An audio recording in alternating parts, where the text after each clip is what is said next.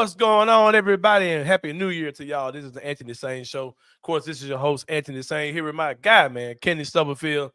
To my left, right, I don't know how the thing is. How y'all I'm somewhere on here. I'm in here. We on here, man. What's going on, though, my guy? What's going on, Kenny? Dude, let me tell you, we got on here to discuss kind of the show, what we're going to talk about, all that kind of stuff, and then we started doing Grok 2, baby. Right, start playing with Grok 2, man. I've been trying not to talk about Grok 2 because there's some stuff I want to do with Grok 2. I don't want everybody trying to bite my style. I might be biting other folks' style. I'm probably later to the party than I think, but yeah, Grok 2 can let you do some crazy stuff, man, for sure. I was a person who was a little worried about AI. Yeah, but it seems like it ain't nothing but a bunch of cool stuff to make pictures and videos with. Yeah, just make pictures and videos. Yeah, it ain't nothing. Like it's nothing I really feel like is to be fearful for. But I'm sure that's gonna change. The robots ain't gonna take over, huh? I don't think the robot's gonna take over. But who knows, man? Just give it time. Give it time for sure. All I gotta say is you can be scared of AI, but I got the power button right here, bro. Like I can just turn it off. I can cut this mess off. Yeah, for sure. Yeah, for people who look at that stuff and can't tell what's real and what's not, I don't really know what to tell you. I don't think that's really going to change. I think even as it continues to advance, you'll be able to know when you're looking at something that's not real. Have you seen those videos, like the press conference videos where they do the like mashup with the voice and stuff like that? Yeah, like, where they just go like going in, like choosing violence. Like it's pretty crazy. Like that is a little strange. Like that's a little crazy. Yeah, it's cranking up, man. The stuff they can do, and I think we're going to see a lot more because you got to think we're what. 2 years into 2 or 3 years into AI, only a couple of years. Yeah, I think that as it goes on, it's going to continue to be crazy. But Grok is one of the crazier ones because it's kind of limitless. Like it literally doesn't stop you from making anything. So yeah, we'll see how the whole thing goes. But something that I thought was AI, but was not AI, Kenny Stubblefield, was the Memphis Grizzlies pulling out a big win over the Phoenix Suns the other night on New Year's Eve.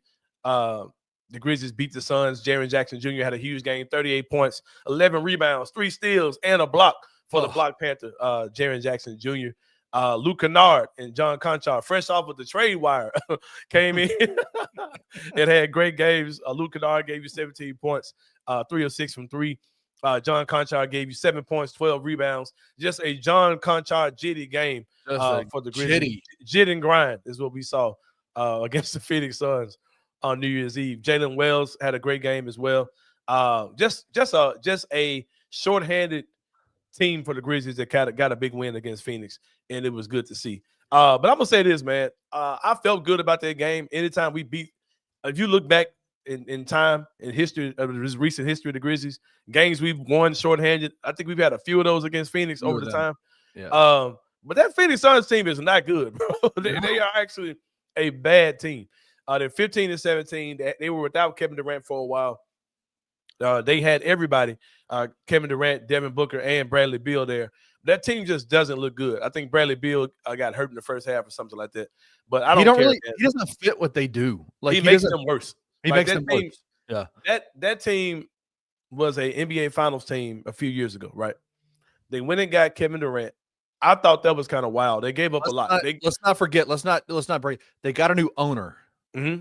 And the owner came in and said, I need shiny toys. He started doing too damn much. He just started doing too much. And when he got Bradley Beal, it was terrible. Like that team, they could have made some things work around what they had with, because you had the pieces to go get Bradley Beal. You had the pieces to go get some better role players to put around Kevin Durant and Devin Booker. And these owners come in and they just don't understand basketball. They just think, let me just get a big 3 and we'll go win. It's just not the way today's NBA works, man. But like I said, you don't see me feeling sorry for him because that Phoenix Suns team, I thought once KD got back, they would be rolling. That team is just not good, man. I don't see how they're going to be good. And poor number 4. I don't know who number 4 is for Phoenix, but every Grizzlies highlight was that dude getting cooked by somebody on our team. Oso Iguodaro is his name. Oso, you were getting killed. Oso trash. Oso trash. Oso manhandled by the Grizzlies because Jerry was way with him. Then Luke Kennard turned into high school Luke Kennard when he was breaking LeBron's scoring record when he cooked them and got the layup in the third quarter as well. Like I said, the Grizzlies did get that big win. The next game up is tonight. Yeah, actually against the Sacramento Kings. Got a positive injury update from them. Yes, sir. It says that Zach Edey, Brandon Clark, and Jake LaRavia are all listed as questionable, which of course to Memphis Grizzlies fans means that they are 100% starting tonight. They're back, man. There is no probable for the Memphis Grizzlies. They don't up. There's either it's questionable, it's out, questionable, and playing, and there is no probable. Now it's week to week. It's week to week. Questionable playing is what it is. Exactly. Exactly. So we got that positive note. It's so crazy, man, because you got 4 guys. I want to say Yuki's available too. You got 4 guys that are available tonight that weren't available in the last game. That's not even half of your guys that are out. Not even half, dude. It's so crazy. It's so crazy. Man. But I do want to give a big shout out to Dr. Buckets, man. Like that. Come on now. He's been on top of that thing the whole time, man. Yeah. Just if you go back and look at Bluff City Media's YouTube page, you'll see him. He does a thing called the 2 cents, and he just basically broke down the injury report. He's been 11-year doctor of physical therapy, and just kind of walked you through the entirety of when to expect. Yeah. And he's been 100% in terms of when people are coming back. So yeah. For those of you who may not be familiar, who we're talking about, Rusty Whitten, of course, one of the hosts of the 2 Buck Sports Show, also one of the hosts of the Daily Grind, has just been killing it, man. He's been using his expertise and speaking on these injuries, based on his experience and things that he actually knows, and not just guessing around. He's been spot on with all this stuff, man. And he gave a lot of insight to why Vince Williams' ankle injury is taking so long. Even things with GG, he's broke those things down, and how it may be, even when GG comes back, you got to be super precautious with him, because that foot injury can be reoccurring. But he's just a lot of insight. He said this Brandon Clark injury does not seem like something. It sounds bad, but it doesn't seem like something that's been a long time. And Brandon's already back. He called those type of things. Zach Edey talked about that, and mostly the big one that I really blew him up and gave people a lot of trust were the things he said about Ja Morant and his and how Ja is now week to week. Ja also put out a cryptic tweet. I can't remember what it said, but it had it was wham. It said wham. It said wham with the hourglass on it. So that happened on Friday. It happened on Thursday night, I believe, last night. He may have got another update, something. I don't know. But yeah, we do have Ja Morant hopefully coming back very soon as well. This Kings team is also pretty bad. Man, these owners just come in and just nuke their team season sometimes. They, of course, fired their coach. Mike Brown. Mike Brown. Yeah, two totally different dudes. But Mike Malone came in his defense and spoke about how, hey, I got fired by the same dude, man. I know. I get it. I get it for sure. But like I said, we do have the Kings tonight. That Kings team is in disarray. It's going to be a tough game, though, man, because that Kings team has a lot of talent. A team that was predicted to be one of the top teams in the West just hasn't been to fruition. And, of course, we are still short on guys, and we're playing on the road. So this is not going to be an easy win. Any win at this point, while we're hemorrhaging right now with these injuries, will definitely be a bonus. I think it'll be good to if they could pull this game off tonight. Like I said, we're shorthanded, man. We're short on guys. And let me just say this too, man. This is my rant I'm about to go on that's really kind of bothering me. And there are a lot of people who are in Grizz Twitter. Grizz Twitter is just different. It's just a different beast now. You used to kind of know who these people were you were talking to. Like you had some idea who you were talking to. Even if guys had an Avi, you still kind of knew who you were talking to. Like and you might even see them at games, right? Yeah, you might even see them, But there are so many people in Grizz Twitter now, man, who are just faceless people, and they're somewhere between 12 and 25. Probably. Like you could be talking to a kid, or you could be talking to a 50-year-old man. Like you don't know who you're talking to at this point. And people just the Grizzlies have 9 guys that are out with injury right now. But this 9 guys out with injuries are not the same as what was going on last year, bro. Not even close. Last year, you had Desmond Bane out for pretty much season-ending injuries. Marcus Smart was out for the season. Ja was out for the season. You just had guys out with more severe injuries for longer periods of time. These are like, just nagging ankles and things like that. Ja had the little shoulder bump. He'll be back probably in a week or so. It's just small injuries, bro. And I'd rather deal with these type of things on a team that's contending in January than deal with those things in April or May or June.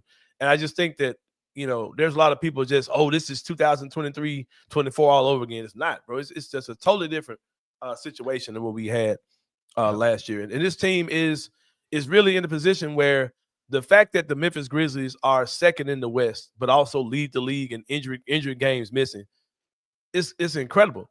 And I think even if you take Vince and GG out of that equation, like if you just take those guys out of those numbers, we still lost a lot of games. We still lost a lot of games, a lot of games with guys, with injuries or whatever, with Ja Morant, Desmond Bane, those type of guys who are actually Jack Edey, guys who are actually part of your rotation who have been there the entire season. You've been without those guys a lot, and you're still second in the West, man. And that's absolutely incredible when you start thinking about things like that. Do you feel go ahead. like the negativity around it? Like, do you think that to me, I walk away from this first half of the season or the first part of the season going into the new year going, yeah, man, it's okay, I think, to be concerned and like what's going on with the injury. Like, but this is also a contact physical sport where they're playing at breakneck speed, physical a game, big men just banging into each other. Of course, injuries are going to happen, but let's also take a step back and go, the Grizzlies are still second in the West. They've won 23 games. In the midst of all of that, in the midst of all of those injuries, is it okay for me to go? I'm not like glass half full kind of guy going, man, the Grizzlies are in a good spot moving forward, heading into the back half of the season. I'm not naive, am I, in thinking that, right? No, I don't think you are at all. It's so many people, man. Like I said, it's kind of cool to be negative or just say goofball stuff because you don't even know who you are, man. And like people just kind of say negative stuff or whatever, or just be doom and gloom. Or then you got the content creators and the Engelbert engagement hunters who are just just whatever. They're just saying whatever just to get a rise out of people. So you got to deal with that type of stuff too. That's another thing too, man. Grizz Twitter. This is your tribal chief speaking to you all. We really give breath to too much stuff that really don't matter. Like stuff that like maybe 4 or 5 people are saying on the timeline, and we're like really giving way too much energy to just nonsense, bro. So that relax. We got this, y'all. I think we'll be fine. Like I said, I can deal with these type of injuries now. I think we're going to be good as hell in February. Yes. Because you're going to get Vincent GG back. You assume that these injuries you have now won't be that big of a deal. Plus, you're going to have Zach Edey get more and more comfortable with this team. And he's doing that by the game. He's looking better and better. Better and better. Every time he by comes the game. Yep. Yeah, for sure. So I think Edey's been really good. Like I said, I think that as the year goes on, it's going to be more and more evident that he's going to be your 2024-25 Rookie of the Year. Because I just don't think anybody's able to produce consistently to the matter that he will look like he'll be doing. Maybe Jalen Wells, man. Yeah, I think his race is going to come down to those two dudes. Like, I think they're going to be competing against themselves. I'm going to take y'all back in time. I'm going to show you how old I am with this Kenny Stubblefield. Do you remember Memphis Grizzlies year 1, the Batman and Powell campaign? Yes, I do. The Grizzlies had. Okay. For those of you who do not remember that, who are not old men like me and Kenny, the Grizzlies had Shane Battier and Pau Gasol that were both rookies that year. Talking about that this weekend. Yep. Yeah, they did this comic book campaign. I don't know where I think they actually made a comic book and they distributed it out to the media, whatever. But it was Batman or Shane Battier and Pau Gasol, but they spelled it P-O-W. So they called it Batman B-A-T-T like Battier. It was Batman and Pau. They had them made like an old 1950s Batman and Robin comic book, and that was their campaign. Pau Gasol ended up winning Rookie of the Year that year. But yeah, that was fun times, and it's good that you have. Yeah, it's good that you have 2 rookies this year that are amongst the best, not just in their conference, but in the league. In Jalen Wells and Zach Edey. But yeah, like I said, man, good stuff to come for this team this year. I'm not tripping by none of that stuff. Speaking of good stuff, man, Jaren Jackson Jr. was named the Western Conference Defensive Player of the Month, along with Evan Mobley out east. Jaren has been a beast. I want to say he was like the only guy in the league to average to have 20-plus blocks and 20-plus steals at the same time, which is kind of crazy. Like, Jaren's really doing some things this year. And that's what I'm saying, man. A guy like Zach Edey, we said this, he's going to free Jaren to do things defensively that he's never been able to do. Because there are things that Edey does. Steven Adams was a great defender. But Zach Edey takes up so much space defensively, Brian. He's such an intimidator. Because if you see games when Zach Edey's on the court, there are times where dudes like, nah, man, I'm just not even dealing with that dude. Then they got Jaren too. It's like that layup or that floater turns into a mid-range jump shot or a poor three-pointer a lot because Zach Edey's down there. You said this last year. You were talking about people were complaining about Jaren Jackson Jr. and you said, what do you want him to be? The things y'all are asking him to be are these 2K type players, right? Like there is nobody don't exist. Players that don't exist. They only exist on 2K. Is he becoming? He listens to this show because I think he heard you say that and said, "I bet, Sain, I'm going to be that dude. I'll do that then." because he's doing it. The rebounding numbers still aren't great. He had but see, here's the thing about Jaren too. In a game where he's played 38 minutes and he was like, Iron Man minutes, he had damn near 40 and 12. You know what I mean? 40 and 11 on rebounds. Right. So if he was a high usage guy like that, his rebound numbers may increase. Yeah. But like I said, he's really, and offensively, man, he just looks scary good. The way he can just get to the basket whenever he wants. The little floater, the hook shot, he's just killing dudes, bro. And he's making shots from three as well. He's getting to the free throw line. If Jaren had a better free throw shooting game in the night, he would have had like 45 points, bro. Like he left a lot at the free throw line. You know what I mean? If he had to knock down free throws, he would have had about 45 points that night, for sure. Like he's looking really good, man. He's looking really good, and he's the best player on this team this year. Like it just is what it is. Ja's having a tremendous year. Ja, of course, is that dude for this team. But as far as actual production on the court, Jaren Jackson Jr. being this dude has really separated the Grizzlies from whatever you thought they could be to what they actually are this year. And that's something I said as well. I had these conversations with a lot of people, including I talked to DeMichael Cole about this before the season started. And we discussed the pecking order. And he was like, man, it's going to be Ja. I think Bane's going to be second leading scorer. And then Jaren, you kind of get what you get. I said, no, I don't think that's what the best version of the Grizzlies looks like. I think the best version of the Grizzlies actually is if Jaren Jackson Jr. is your leading scorer. If teams are having to focus on Jaren, I think it makes things easier for Ja, for Desmond Bane, and for the other guys. And that's exactly what they've done this year.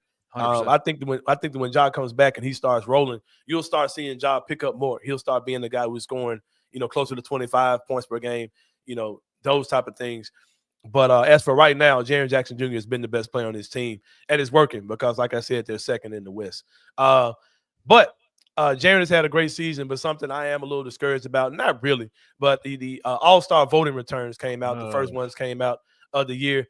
I didn't expect – these numbers are about what I expected, but just seeing that reality of where the league is as far as perception of players is kind of troubling. You know what I mean? And Jaren Jackson Jr. came in 10th in the front court. I'm glad he was in the top 10 because if not, we would have been wondering, okay, so where is Jaren then? Like if he's not in the top 10 because it only shows you the top 10 guys, right?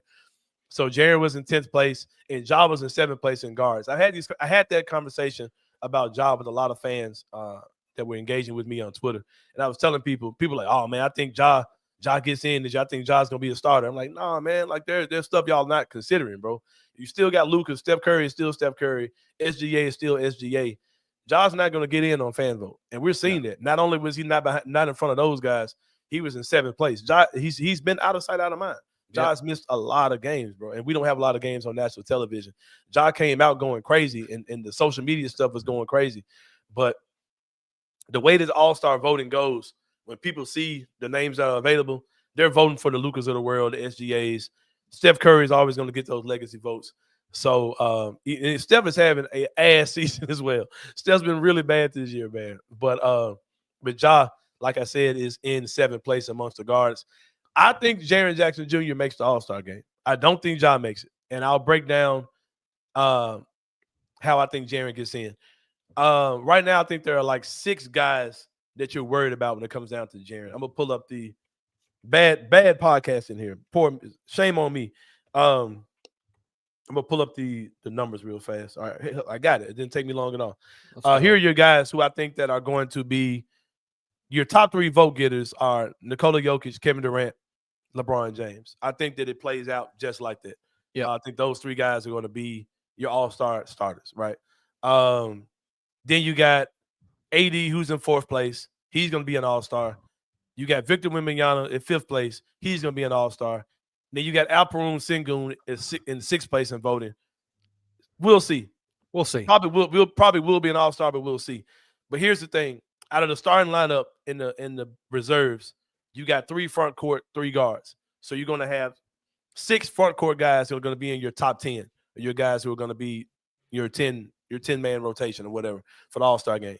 Even if all 6 of those guys get in above Jaren, if Sengun, Wembanyama, Davis, LeBron, KD, and Jokic all get in, you still have 2 wild card positions. I can't see how Jaren doesn't get in. As far as the votes, I don't think it matters at that point. Yeah, Jalen Williams is not going to make the All-Star game over Jaren. Andrew Wiggins definitely isn't. Sabonis, hell no. I think if Jaren is not in that top 6 of the 10 guys, I think he gets one of those wild card spots in the bottom 2. And as far as guards is concerned, it's going to be SGA, Luka, and then your reserves will be probably Steph and Kyrie. And I think your other all-stars are going to be probably Anthony Edwards and Jaren, or Anthony Edwards and Sengun. I think that's your all-star team out west. I'll take that. Oh yeah, for sure. I don't see how Ja gets in. It's probably not happening. Even unless he really comes in the next week or so after he gets back from this injury and just goes absolutely crazy. And the Grizzlies are like solid number 2 in the West. Like, I think that's the only way Ja gets in. And I'm sure he realizes that. But that's not even the way Ja's playing this year. Like, even when he's been on the court, he's not playing as if he's trying to. He's playing within the system. He's playing within a really good guy within our system. That's all he's really been. Yeah. Something I was about to say. Oh, something else. Shout out my guy 36 Smarty on Twitter. My guy Trenton 36 Smart Fia. I'm sorry, is his name on Twitter. He put out a tweet. It says it might be too early. Oh, he deleted it. Maybe he don't know what he's talking about because the tweet is absolutely not there anymore. But he said that, the tweet's gone. He said something to the liking of this could be the year that Taylor Jenkins gets to be the Western Conference All-Star coach. I was like, why do you say that? Because Oklahoma City's coaches, they're the best in the West. I think it says something like the guys can't coach twice in a row or something like that. But even with that though, aren't they doing no, they're not doing celebrities as the actual coaches though. I don't know. I don't know how that's going. The celebrities are in the rookie versus sophomore. Is it the celebrities or is that the? I don't know, bro. They doing it so damn. They're doing a lot. They're doing a lot different. Yeah. So are they having 4 all-star coaches? Is that what they're doing? Oh, that makes sense. Yeah. I forgot because that's how they're changing it up. Yeah. I don't know. We'll see. We'll see how the whole thing goes. I got to wrap my brain around how they changed up the All-Star game at this point. Yeah. It is kind of interesting. Are they going to have 4 coaches? Are they going to have 4 NBA coaches coaching? I don't know what they're trying to do, but hopefully we'll see Jaren Jackson Jr. Hopefully, maybe John Morant makes that team. If we see Andrew Wiggins in the All-Star game and not Jaren Jackson Jr., he ain't. That ain't. People have to keep that in mind too. That fan vote is a part, but there are other factors that Andrew Wiggins is not. He's not high up enough where his fan vote is going to put him into the actual starting lineup. So he's not. He's 7th in the first returns. He's 7th in the first returns. No. But you only 3 of those dudes are going to be starters. Right. And his voting being 7th in the first return, that doesn't factor at all because the reserves are picked strictly by the coaches. Got you. You understand what I'm saying? So that's just starters, is what the fans are picking. The starters don't even pick the starters. I mean, the fans don't even pick the starters. The fans have 40% of the vote is fans vote, and the rest of it is media and actual players. So Wiggins isn't going to be a starter based on that. That's interesting. So he won't make the All-Star team. The rest of the guys are going to be based off the coaches select. That's why I think Jaren probably gets in over Sengun. I think Jaren makes in that. I think he makes the 10. I think he gets in that group. For sure. But speaking of coaching, Kenny Stubblefield, my guy, Penny Hardaway, I'm wearing a Penny Hardaway shirt. If I ever get a chance to interview Penny Hardaway, I will have Penny Hardaway gear on. I might get the beard cut into the classic Penny Hardaway goatee. I will have Nike foam posits on when I interview Penny Hardaway, whenever that time happens. But anyway, Penny Hardaway, the coach of the University of Memphis, those boys are rolling, Kenny Stubblefield. Rolling, dude. Smashed FAU. The Tootsie Roll Owls knocked the sucker out their mouth last night. Bro, that team, bro, we all know that Dusty May went to greener pastures, bluer pastures. Right. The blue and maize with Michigan. And that team went back to being extremely trash. just like that. It is over for FAU, man. The Tigers beat them by damn near 20, if I'm not mistaken, last 30, 28, beat them by 28 points. For real? When I stopped watching, they were up by 20-something. I figured it was 90 to 62. 90 to 62. For real? Yeah. Damn, beat the hell out them dudes, man. But I'll say this, man. I've been saying this all over again. This is easily Penny's best collection of 3 guards he's ever had. Haggerty, Hunter, and Rogers, those dudes are good. All right, old man me about to come out. What is your boy doing with the hand thing? What is it across his face? It's kind of like what Ja's doing, right? Like when Ja hits the 3, he does like this, right? Something like that, yeah. So it's more so just it's kind of like the 3 brain, but more. But he's doing a W though. So what is? I first when I thought they did that for wins. I thought they were doing that like a like we got a dub. I thought this because I saw the whole team doing it after a win.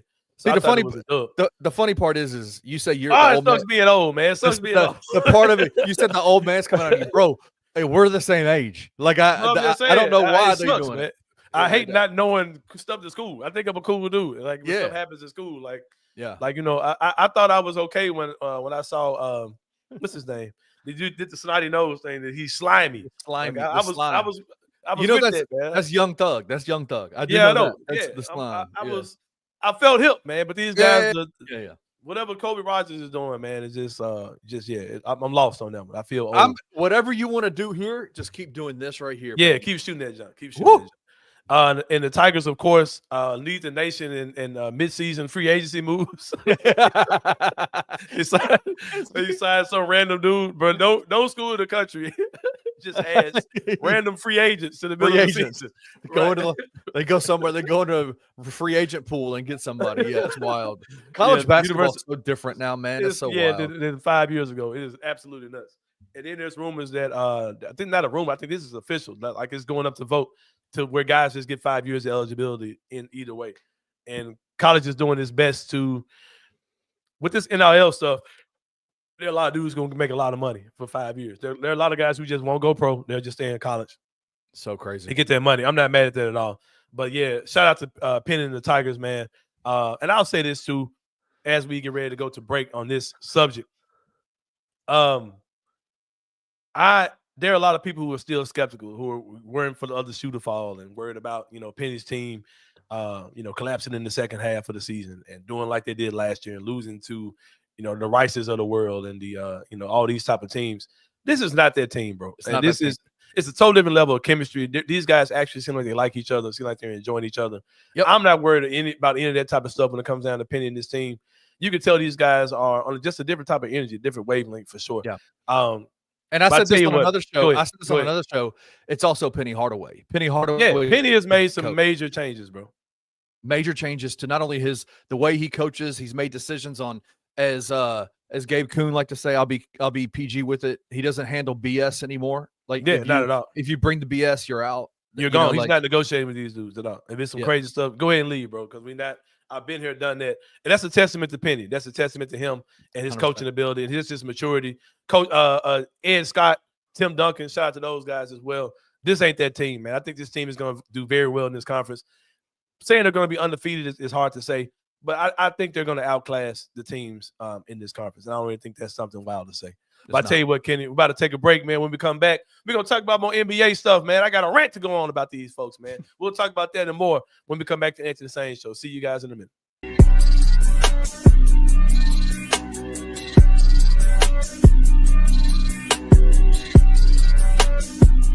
Did you see Klay Thompson at the end of the game? No. Walking around the court? No. You didn't see it? Thank God, no. I'm so happy you did. Like, they're trying to do the interview. Like, he walks all the way to half court, to the middle of with the mask thing, just walks around it. Does like that big exhilaration thing. Just goes to the free throw. They're waiting. They're waiting to interview him. Yeah, you know how the same way as with Laura trying to help you get the interview. He does like this is the free throw line. Air. And then goes and does the interview. He is such a tool. Oh man, I wish you would have seen it. I wish you would have. It would have been. You would have loved it. I can't wait till you look it up later. Do you tell me? Can't stand Klay Thompson. Tune in to the Night Court Podcast with your hosts, Rob Fisher and Brevin Knight, on the Bluff City Media YouTube channel.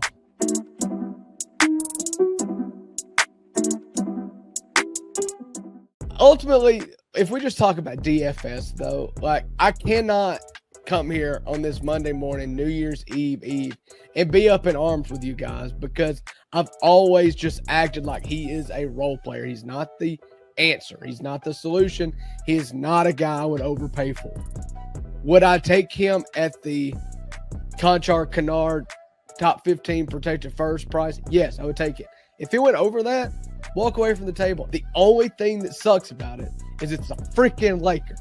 I don't give a damn that we didn't get him. I really don't. It's just why did it have to go to Los Angeles? And why did they have to come in out of nowhere? It's just like, it's really, really frustrating. It feels petty. Oh, there's this nice little property on the corner lot over here that you've been saving your money to go buy, and then Berkshire Hathaway comes in and swoops it up and puts a McDonald's on it or something. Like, come on, like, really?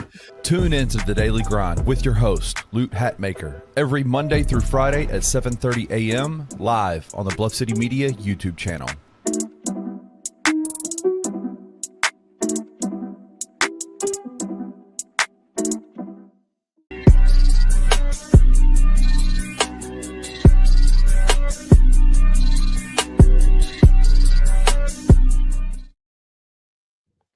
What's going on, y'all? Welcome back to the Anthony Sain Show. If the first segment of the show felt a little weird, man, felt a little different than how we normally do things, we might got some news for y'all, man. So just hold tight. Yeah, man.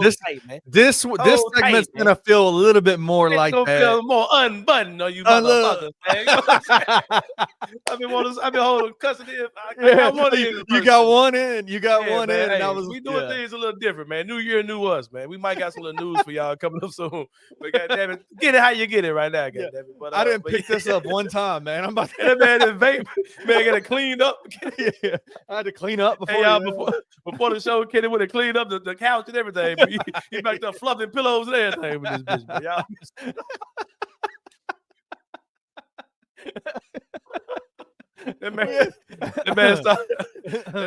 That man did a crash course cleanup like he had some new Gucci head to the house or something.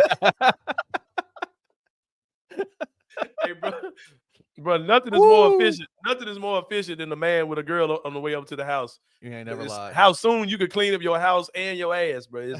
It's incredible. Fast. It's incredible. No matter what you say a man can or can't do, let a chick say she on the way, man. That man's house would be absolutely spotless and smelling good. Oh man, that was funny, bro. So moving forward, the first segment might feel a little bit different. Might feel a little different, man. Second segment, we back, baby. We back. And we may have exciting news for y'all. We'll tell y'all about that possibly next week. You'll probably see some stuff coming out. But yeah. Oh man, that got me. Man, we were too buttoned up, man. So look at this, man. Look at this. Yeah. Look at us, man. Look at us up here. Anything from the people in the comments, we have seen y'all comments. Like we said, we will address those in the second half of the show. Someone claiming to be your brothers in the comment section. Yeah, that's my brother. That's my nephew in the picture. Yeah, that's my brother. Yep, that is my brother that lives in Minneapolis. Man, like I told y'all, this is the first time that our family was able to get together as a whole. All my siblings were in the same place for the first time this year in 5 years, man, since before the pandemic. Yeah, how amazing was that? Yeah, that's my brother who I told you performed with Prince. Yes, sir. You've told me a lot of stories about him. Yeah, that's crazy. Yeah, for sure. Yeah, man. Oh man, that was funny. That first segment was like these folks acting different on this. Shout out to my boy Paris Sharkey, man. Yeah, man. He brought up a good point too. He said that Luka might be put past All-Star break. Yeah, Luka probably won't make the All-Star team. Could that put Ja in though? That could it? It could. It could. He could, man. He could.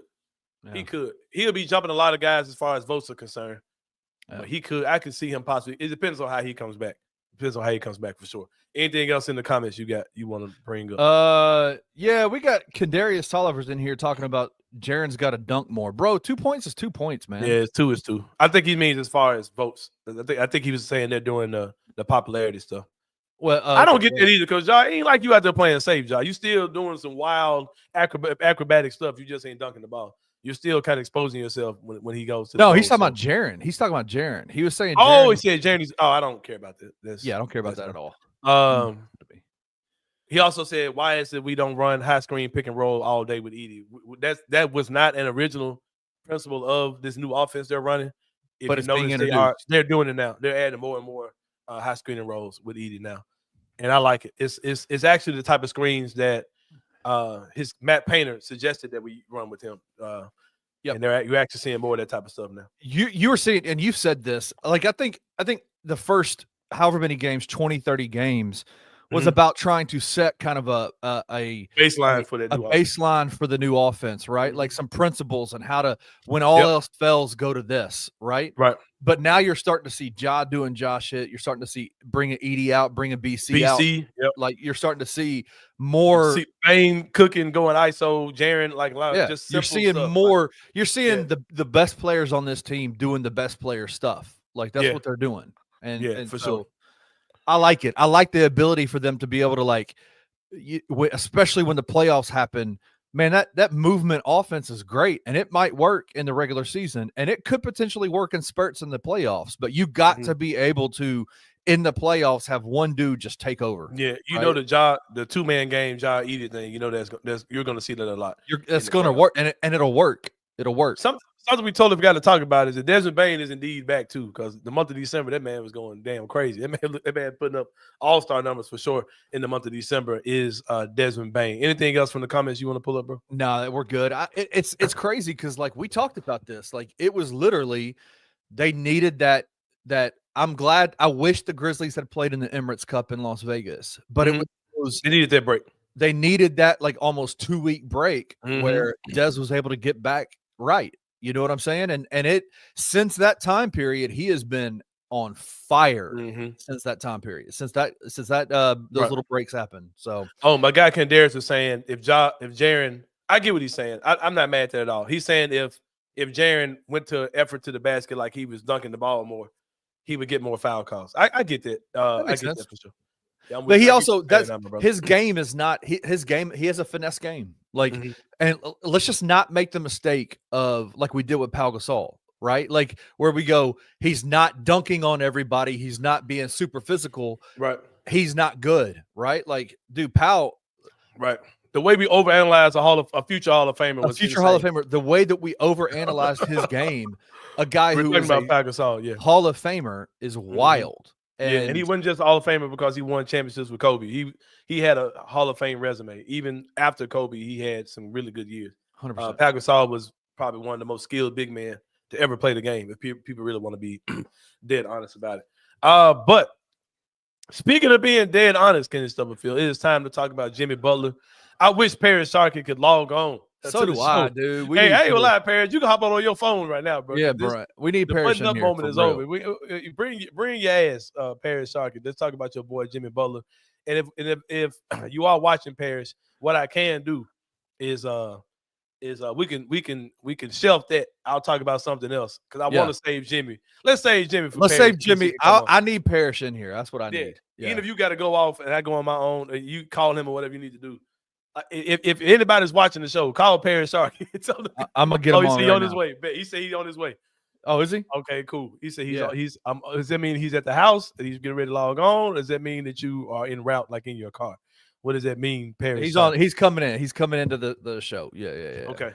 Yeah, come on, man. You ain't got to have your equipment, man. You just hop on with your phone. We need to talk about Jimmy. We got to talk about his favorite player, Jimmy Buckets, with the pink hair and the purple braids. Man, doing way too much. Oh man. Let's talk. Hey, I want to ask you a question, man. I need to ask you a question. What the hell is Charles Barkley doing, man? Bro, this is. I've got a lot of criticism for my takes on what I think about inside the NBA, and I'll say this as clear as I can to y'all. That show is easily one of the most entertaining sports-based shows in the world, where you have Shaquille O'Neal, who's one of the more entertaining NBA athletes ever. Even when he was playing, Shaq was an extremely entertaining guy. The aliases, the jokes, the dancing, just the movies he was making, TV stuff. Shaq was incredible during that run. He's one of the most entertaining guys ever. Charles Barkley, another enigmatic personality. Kenny Smith isn't that level of guy, but you got two of the most entertaining NBA guys ever, and Ernie Johnson. The chemistry on that show is incredible. I'm not denying what they've been as far as being an entertaining show, but there are certain things about this show that I'm not a fan of, and I don't to the point where I just don't watch it. And if there's anything that's dope about it, it's going to be a clip, and I'll see the clip and I'll laugh and I'll move on. But I'm not a fan of the show because I just don't like how they handle the game. And JJ Redick, there was another guy, I can't think of this guy's name, but he made some comments about shows like Inside the NBA killing the NBA's product, and that that show has gained so much equity with fans that people trust that show so much that if you're watching them trash the league, you're going to trash the league too. 100%. And it's just really not.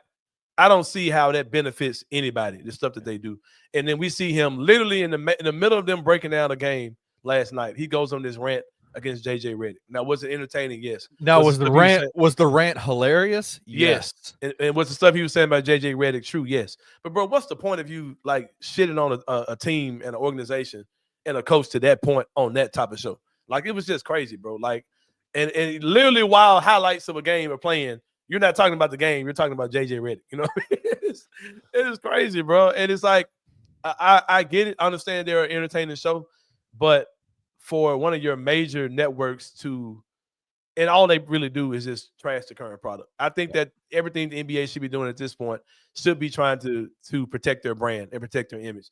And Charles Barkley did exactly what people who criticize him that show do. Like, they literally did it. They did that exact thing in the middle of a broadcast. They're shitting on the product and they're shitting on the coach. I'm like, man, come on. Wild stuff. Hey, just a little bit too much for me. I see him down there. Welcome to y'all.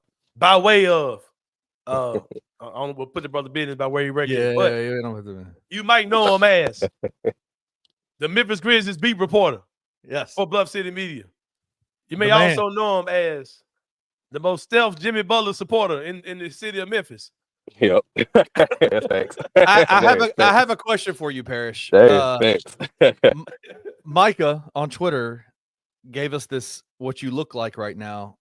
On your belly, laying on the bed with your feet up in the air. Jiggling your feet, man. Jiggling your feet back and forth, looking at all the Jimmy Butler stuff. Jimmy Butler to the Grizzlies. Is this 4-for-1 trade? Did that really happen? Has that really happened? Have you been are you excited about the potential of Jimmy Butler and the Grizzlies? Jimmy Buckets, playoff Jimmy. If he come to the Grizz, it's cool. But if he any other Western Conference team, I'm not saying I want the Grizzlies to trade for him.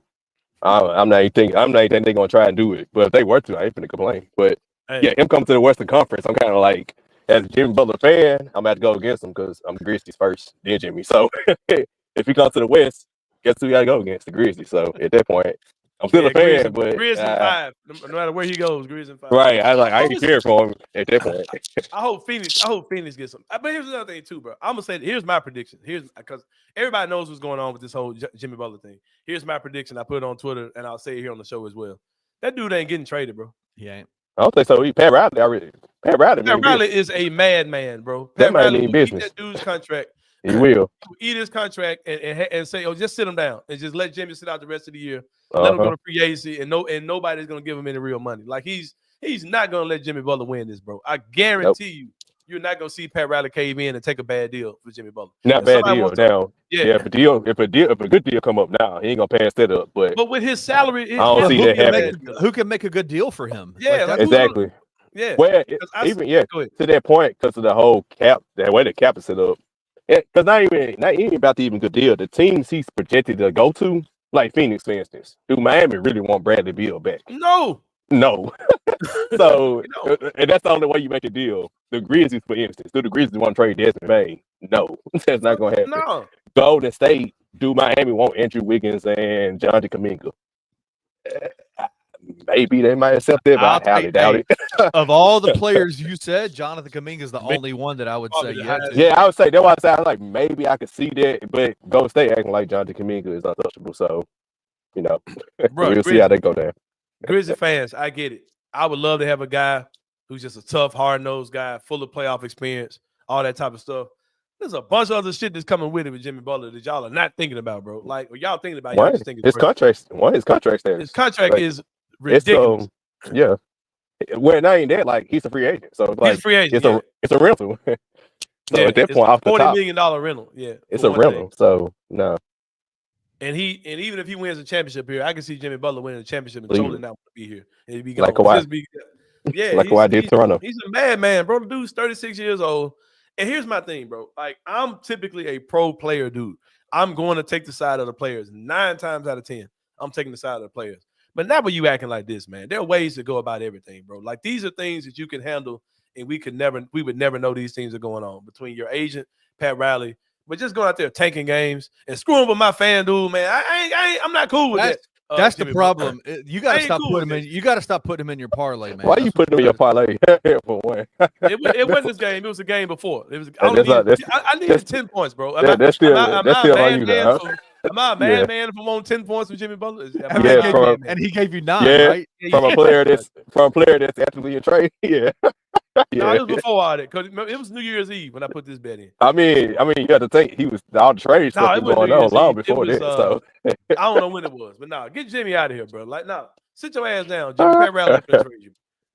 I just Yeah, think, so- I think there's a way. Like he can sit here and say all day long. Like I'm even okay with publicly saying, "Listen, I want to trade." Like, listen, this is what Hey, I players need. Yeah, are but not good. the way he's going about doing is It's goofball. the, Yeah. it's the way he's playing the game. He's making a Right. mockery of the game in the way that he's So playing he the has game. zero leverage. Pat Riley will sit there and look at you like, okay, well, we're not trading you. Just go sit down. Yeah.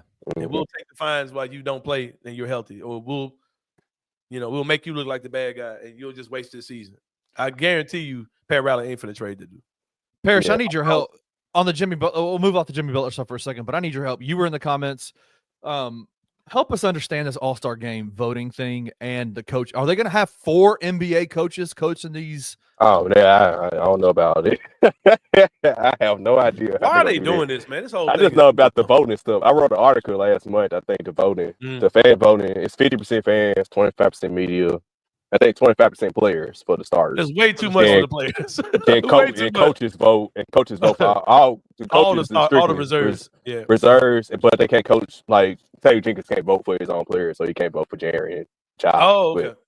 Yeah, but players, I think, can vote for themselves. I don't know how. I forgot how that would work. I think the players can't vote for themselves too. I think that's how it works. Because it was some weird stuff the players were doing. Yeah, because like Tony Allen, I remember Tony Allen voted for himself like back in the day or something. All right, I'm asking y'all some questions then, man. Well, first of all, shame on you, Yuki fans. We love y'all, but why y'all ain't boosted y'all numbers? We need you. Man, that was my first thought. That was my first thought. I was like, how Shay? I guess Shay got the whole country of Canada, but I was like, damn, that might number one. Man, I'm not mad at Grizzly fans. I'm not gonna say that y'all should do better. Japan, y'all should What be do you keep? The whole country of I'm calling Japan. y'all whole country out. We blame you. We blame Because you. even when you bring up Luka being 2, Luka's only played 2 more games than Ja. So both of them have missed around the same amount of games. Now Luka is averaging 30, but if you look at it, bro, if you're just a regular fan jumping in on the app to vote, they put it in order of points per game. So you're gonna see Luka. Exactly. So that's why Kyrie's so high because he's I'm not gonna to say Kyrie's having an all-star season, but he's up. I mean, he's up there, man. He's up there. He's playing this year. Yeah. He's guys he can play. I'm gonna throw some questions out before we wrap this thing up. I'm ready to go pick up my kid, give me something to eat, get my weekend started. Is Jimmy Butler a top 40 player in the NBA right now? Commenters, you can jump in too. I say yeah, because still Jimmy Butler always kind of regular season. You can never judge him by regular season. But we don't know if we're gonna see him in the playoffs this year. So it's kind of. And when was the last time we saw Jimmy look like what we see him in the play? The bubble. It was the bubble. Well, when he got hurt last year. The Denver series he went crazy too.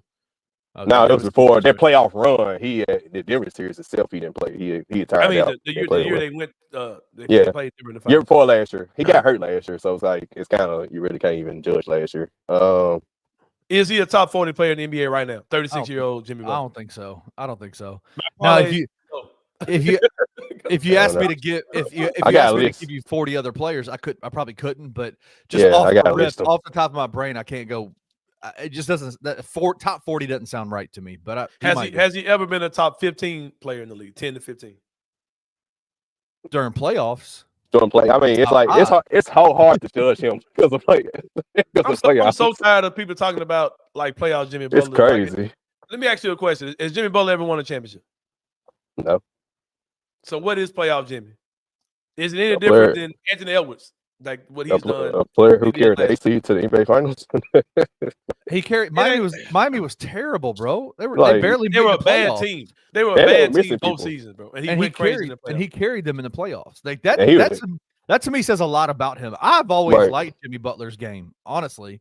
I don't like the way he's handled this situation. But I would say I've always thought like in the realm of like conversations like him versus Paul George. I always took Paul George into playoffs, of course, because Paul George in playoffs. Yeah, it was levels to this. He's just so hard to judge because Yeah. Regular season, he just kind of I don't know. He just chill. He gets to the playoffs, and all of a sudden he goes from 20 to 30 points a game. It's just like you don't never see it. Right, Like he goes absolutely nuts in the playoffs. But I hope he gets what he wants, man. I don't think it's gonna play out in his favor at all, being honest with you. But who gives a damn where he goes? I don't see anywhere he wants to go actually happen. Is there any package that the Grizzlies could give that would make you feel comfortable about bringing Jimmy back to the Grizzlies? No, because we don't have enough. It's impossible money wise. We don't match it. There's not enough guys in that $20 million range for us. Right. We got one dude, and that's Marcus Smart. Because I saw Chris Ingram, shout out to Chris, host of No Bluffing podcast. He put out a trade scenario, just trying to see if the numbers work. It was like 4 dudes for one. Like Luke, Miami's it was Santi, it was Smart, and it was somebody else. It was Clark, Smart, Santi, and Luka. Yeah, Miami Miami want that. No, Miami wouldn't. They don't want 4 players back. Yeah, like you don't even want that. Like if you're making a move where you're moving your franchise player, you want more than Santi Aldama headlining your trade. You know what I mean? Like that's right. And they're not taking 4 dudes for one. They're not going to go +3 in a trade. They're not going to get I don't know what their contract, I don't know what their roster situation looks like, but I doubt they just got guys you could just waive on their own expiring deals. I don't know if Luke Kennard is one. I don't no, that ain't. They have to throw in some type of one of them low salary players. Right. Like and my whole thing with Jimmy, man, I hate that I'm throwing stuff on the court stuff to throw about to show how I feel about him, like personally. But like I personally don't think he's a good fit on this team. I just think his personality just won't jive with these dudes. Like, no. I'm good. I got a 2025 question for you guys. Do the Grizzlies hold on to the 2 seed? Are the Grizzlies going to stay at the 2 seed? Or are they going to? You think there's going to be some kind of fall back a little bit? Do you see a team that's going to overtake them? Dallas is going to struggle with Luka being out, just like we're going to struggle with Ja being out. Ja probably gets back before Luka. I think. Luka, yeah. He's gonna I keep waiting for Houston to fall off, but they're not. So I can see Houston passing us for sure. But it depends on what we do in these coming weeks until we get more of the guys back for sure. We need Houston to lose a couple more games. But I think if we can get past this little wave of injuries and we're still in 2, I think we'll stay in 2. I think we'll just start getting really good from there on out. Yeah. Yeah, I think we got a good chance to stay at 2. I don't, because we've been playing well despite the injuries, and we are getting a couple of players back tonight. Yep. Ja will be back much sooner than Luka. Guys like Edie will just be better. Wells, who I think at times kind of hit a rookie wall sometimes. I think you got to think, man, these dudes are playing 82 games as opposed to 30 in college, and they're playing 2 or 3 games a week as opposed to maybe 2 in college. I think that we're seeing Wells adjust to the league. He's doing it now. Yeah, he's doing it now. I think his last couple of games he shot like 2 for like 18 to 3 or something. Yeah, something like that. Well, gentlemen, it's been a good one. Paris, I'm glad you could hop on, my boy. My boy back at work. I don't go back till Monday, so I'm enjoying myself. I'm looking at my collection. I'm looking at my collection of work emails. And they better work the shit out of somebody when they get back. Like, oh shit, somebody's needing you. That's why I low-key was glad we started back yesterday. I was like, I can go ahead before it gets busy next week. I can go get some things. I'm looking at emails like that boxer, the boxing referee. The dude be, I'm looking at my emails like that. That's your emails. That's your email, man. That ain't right. You got to deal with that crap Monday. But yeah, man. But for Paris Sharkey, for Kenny Stubblefield, this is Anthony Sain. Appreciate y'all, man. Like I said, the show probably does feel a little different. On the first segment, we'll maybe have some news for y'all coming up soon, man. And Paris don't even know what we're talking about. We'll probably break it down with him when we go to break. I was like, man, what's the news for? I was like, hey. Oh man, stuff fluid. Hey, could you tell a difference in the first segment? Yeah, like saying he touched it. Hey, like I'm like Mike Tyson biting my knuckles while I'm talking. Yeah, man, we go holler at y'all, man, next week, man. Happy New Year to y'all once again, and we out. Thank you for listening to the Anthony Sain Show. If you enjoyed this episode, leave a rating and a review wherever you download your podcasts. Also, like and subscribe to Bluff City Media's YouTube page. For comprehensive coverage of Memphis sports, head over to www.bluffcitymedia.co and find out how you can become an insider. We will see you back here next week.